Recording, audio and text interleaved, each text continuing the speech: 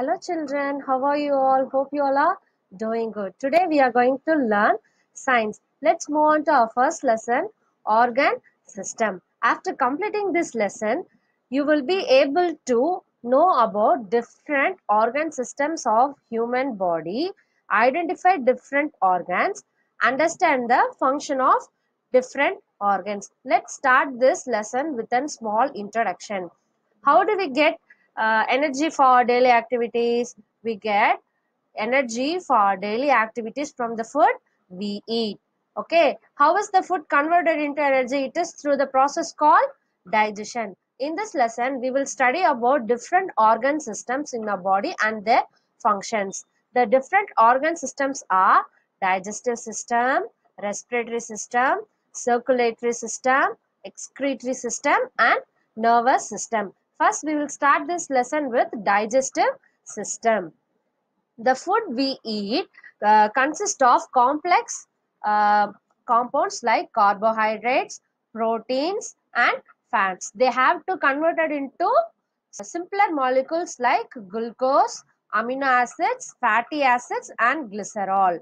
Okay, these simpler molecules are then assimilated either by blood or lymph in order to give us energy. So the process of conversion of complex molecules into simpler molecules is called digestion. The digestive system can be divided into two. One is digestive tract and another one is digestive glands. Digestive tract is otherwise called as alimentary canal. First, let's start with digestive tract is a coiled muscular tube extending from mouth to anus. It is about 6 to 9 meters long and consists of many specialized divisions. Let's see the specialized divisions in the alimentary canal. What and all?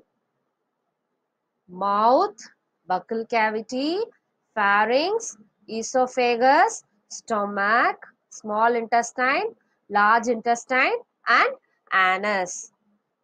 Okay, now let's move on to digestive gland. The three important digestive glands associated with the process of digestion are salivary glands, pancreas, and liver. Salivary glands contains enzymes which break down complex starch into simple carbohydrate molecules. Pancreas produces pancreatic juice which contains digestive enzymes for digesting fats, proteins, and carbohydrates. Liver produces bile for the digestion of fats. Now let's move on to respiratory system. Before entering into respiratory system, we should know what is respiration. Okay, respiration is the process in which breathing in oxygen and breathing out carbon dioxide from the body. This process is called respiration. Once again, I will read it. What is respiration? Respiration is the process in which breathing in oxygen and breathing out carbon dioxide from the body. This process is called respiration. Now let's move on into the respiratory system. The respiratory system provides oxygen to the tissues of the body and removes carbon dioxide from the tissues. There are three major parts forming the respiratory system. One is airway, lungs, and muscles of respiration. Airway includes nasal cavity, pharynx, larynx, trachea, and bronchi, and lungs. It carries air between the lungs and surroundings. In lungs is a paired cone-shaped organ. It is located near the backbone on both sides of the heart. Muscles of respiration includes diaphragm and intercostal muscle. They act as a pump and push the air into and out of the lungs during breathing. In this image, we can see how the air goes inside the lungs.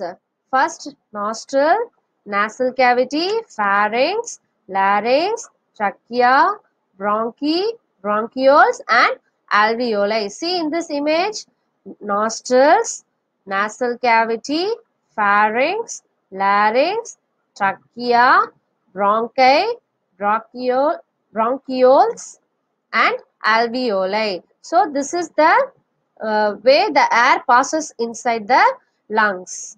Now let's move on to next topic, circulatory system. The blood is circulated to transport oxygen and nutrients to every part of the body. It consists of the following: what and all? Heart, blood and blood vessel. What and all? Heart, blood and blood vessel. First let's start with heart. So heart is a hollow muscular organ. It is covered with a double-walled membrane called pericardium. The space between the membranes is filled with pericardial fluid, which will protects the heart from shock. Heart is placed inside the thoracic chamber in between the two lungs. Let's see this image. See here, the heart is a somewhat conical in shape. Okay, that pumps it into different parts of the body. Okay, now next move on to blood.